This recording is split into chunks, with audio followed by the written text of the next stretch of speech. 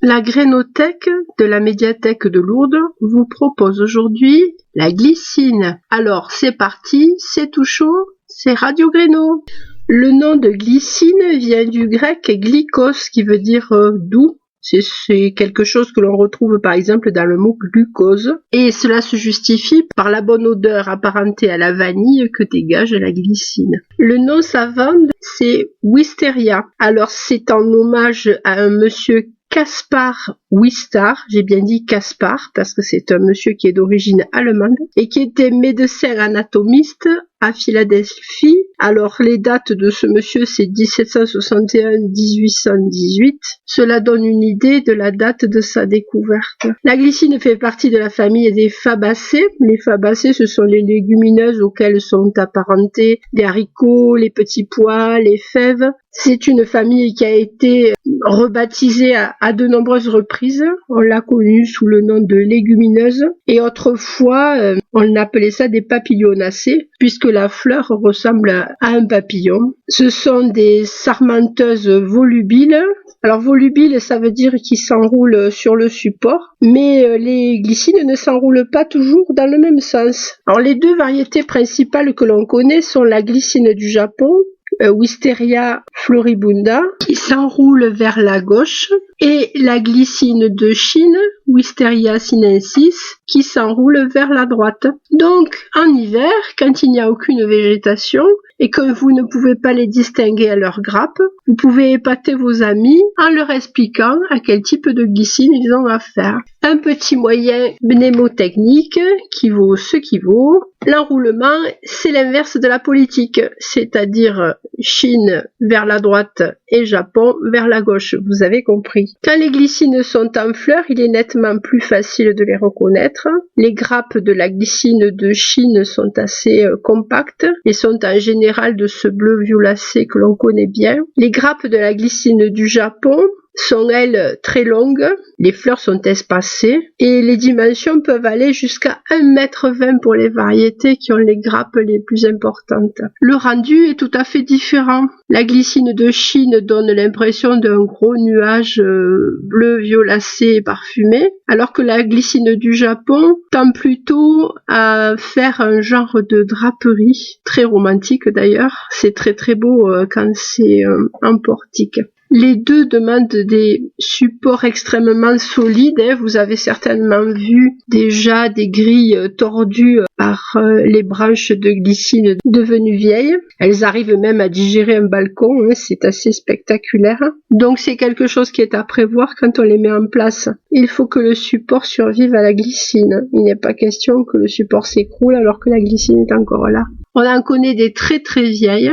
On en connaît une par exemple qui a été plantée en 1894 à Sierra Madre en Californie. Elle ne couvre pas moins de 0,4 hectares et on estime qu'elle pèse 250 tonnes. Quand la glycine vieillit, son tronc principal s'épaissit et souvent se creuse, ce qui ne l'empêche pas de continuer à vivre. Pour permettre à la glycine de s'élever, outre les supports classiques, murs, grilles, portiques, on peut aussi l'installer dans de grands arbres et le résultat est extraordinaire, en particulier dans de grands sapins un peu tristes où elle apporte couleur et exubérance. Si vous plantez une glycine au pied d'un arbre, n'oubliez pas de lui ménager une cuvette de plantation avec de la terre neuve, vous l'arrosez les 2 premières années et ensuite elle se débrouillera toute seule. Vous pouvez la décaler par rapport au tronc de votre arbre en ménageant un support qui atteindra les premières branches.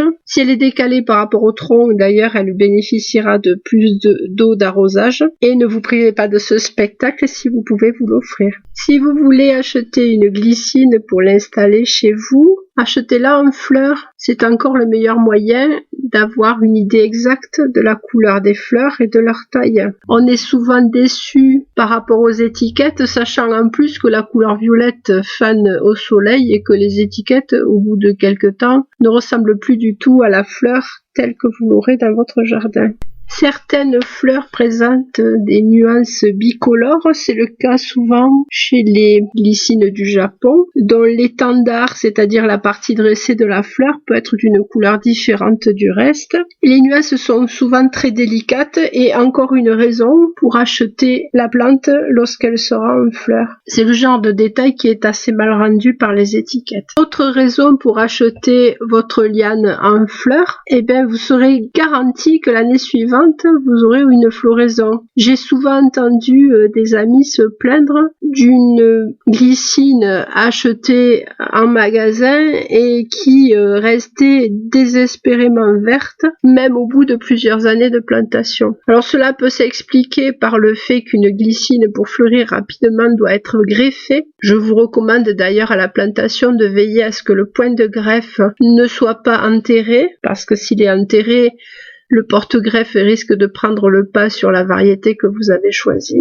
À ce propos, à la plantation, n'attachez pas tout de suite votre liane, votre glycine, parce que le sol va se tasser et que si vous attachez de suite, en fait, il va y avoir une petite différence.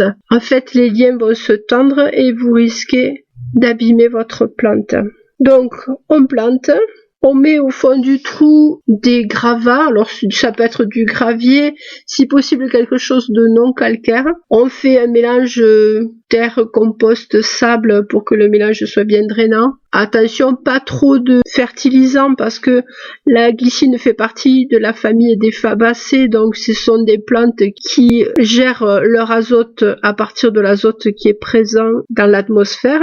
Les besoins de la glycine se situent non pas au niveau de l'azote, mais plutôt au niveau de la potasse et du phosphore. C'est ce que l'on retrouve dans les engrais pour plantes à fleurs. Quand vous lisez la composition d'un engrais, vous avez NPK. N correspond à l'azote, PK à la potasse et au phosphore. Et donc un engrais pour plantes à fleurs sera beaucoup plus dosé en P et en K qu'en N. Donc les chiffres de la potasse et du phosphore devront être plus élevés que les chiffres de l'azote. Une autre façon de mener les glycines est de les mener en arbre. Alors cela va vous demander un gros support les premières années, un support suffisamment solide pour que la glycine puisse former un tronc. Alors l'idée c'est d'attacher la glycine sur ce support sans qu'elle s'entortille autour, de la laisser monter et chaque fois qu'elle augmente en taille, d'enlever les branches qui pourraient apparaître dans la partie inférieure. Une fois la hauteur voulue atteinte, une hauteur qui va permettre d'admirer les grappes par-dessous, vous coupez votre glycine et vous laissez se développer une frondaison. Vous allez avoir des lianes exubérantes qui vont sortir. Ces lianes, il va convenir de les raccourcir régulièrement de façon à ce que le côté volubile disparaisse et ou à ce que vous ayez des branches. Au bout de quelques années, quand le tronc sera suffisamment solide, vous pourrez enlever le support. Vous allez vous retrouver avec un parapluie, d'où les grappes de glycine descendront en cascade au printemps. C'est un spectacle absolument magnifique. Il y en avait un chez ma maman, je peux vous garantir que c'est vraiment de toute beauté. Et plus les grappes seront longues, et plus le spectacle sera féerique. On maintiendra cette forme avec une taille soigneuse, la même taille en fait que l'on applique aux glycines et dont je vais vous parler tout de suite. Dès que la floraison est terminée, la glycine envoie de tous les côtés de grandes lianes volubiles qui ont au fait de lui donner un côté désordonné et ébouriffé. N'attendez pas que la masse soit trop importante. Vous pouvez tailler en verre. Tous les 15 jours, vous pouvez rabattre les grandes branches qui partent de tous les côtés. Cela permettra au moins à la glycine de Chine de refleurir en automne. Même si vous avez réussi à dompter votre glycine pendant l'été, il vous faudra quand même, une fois les feuilles tombées, procéder à une taille qui permettra une belle floraison au printemps prochain. Alors le principe, c'est de garder en fait le départ des branches sur une longueur de 10 cm.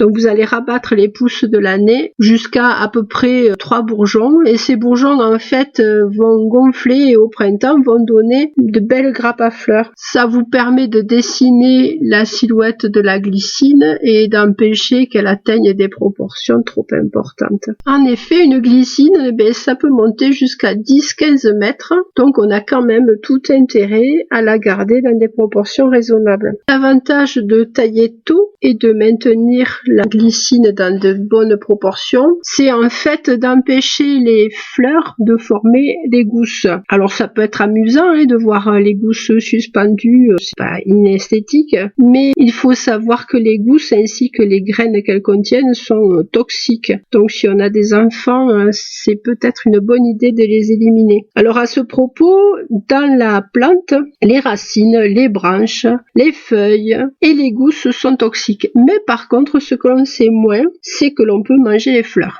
Eh bien oui, un peu comme les grappes d'acacia, on peut cuisiner la glycine. Alors si vous ne me croyez pas, allez sur internet et vous verrez, vous trouverez plusieurs recettes, entre autres la recette traditionnelle chinoise de fleurs de glycine à la vapeur. Mais vous trouverez également des recettes pour faire des beignets, ainsi que des beignets japonais que l'on appelle les tempura, des beignets extrêmement croustillants, fabriqués au moment avec de l'eau très froide et de la farine. Vous trouverez également une recette de salade à laquelle on va additionner des fleurs de glycine. C'est une mode d'ailleurs qui dure depuis quelques années, consommer des fleurs dans les salades, ce qui permet d'avoir un côté esthétique intéressant. Donc là, on vous proposera, avec une belle laitue et une sauce pas trop relevée, d'incorporer la glycine dans votre entrée. Pour éviter toute suspicion de toxicité, on vous propose d'égrapper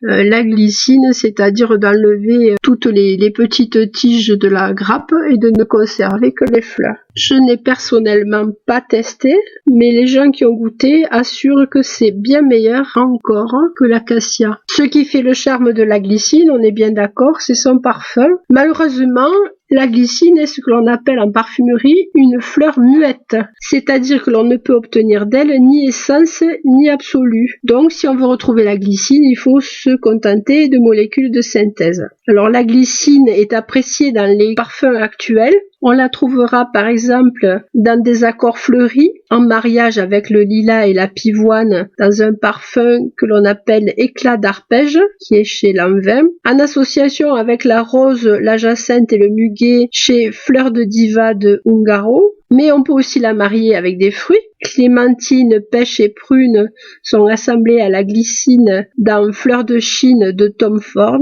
Et pour quelque chose d'un peu plus classique, les accords boisés, on trouvera par exemple la glycine avec du musc blanc, des notes boisées, de la poudre de riz dans Love Chloé de Chloé, ou en association avec du musc blanc et de l'ambre dans Eau de toilette de Carven. Dans la nature, la glycine la plus parfumée, c'est Wisteria sinensis, donc une glycine de Chine, qui s'appelle Caroline et qui est bleu-violet. Les glycines de Chine blanches présentent un parfum un peu différent avec des notes de miel.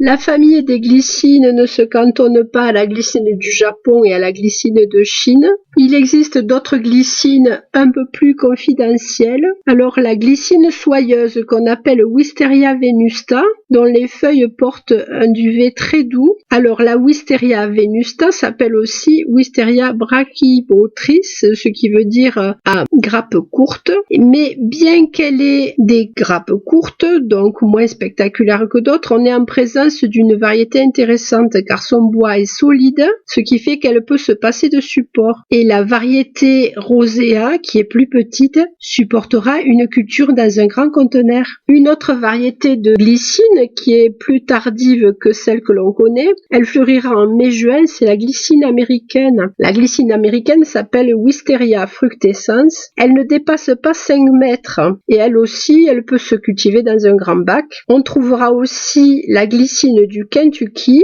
Wisteria macrostachya. Alors macro, ça veut dire qu'il va y avoir de grosses fleurs. Juin-juillet, donc vous prolongez encore la saison des glycines. Les grappes mesurent de 15 cm à 30 cm, mais malheureusement, elle n'est pas parfumée. Si vous n'avez décidément pas d'endroit où faire grimper une glycine, peut-être que vous pourrez l'installer sur un talus ingrat où elle donne aussi de très bons résultats, utilisée comme rampante. Et ce sera certainement plus esthétique que le millepertuis arbustif que l'on voit un peu partout et qui manque singulièrement, c'est mon avis, de poésie. Multiplier la glycine, c'est possible. Tous les modes de multiplication pratiquement sont utilisés. Le semis en mars sous 2,5 cm de terre. En végétation, on peut tailler la branche tous les 15 jours, mais cela mettra longtemps à fleurir, 10-15 ans environ, donc peut-être vaut-il mieux utiliser une variété greffée. La bouture, une pousse comprenant une base en bois dur d'au moins 5 cm, prolongée d'une pousse de l'année de 20 cm.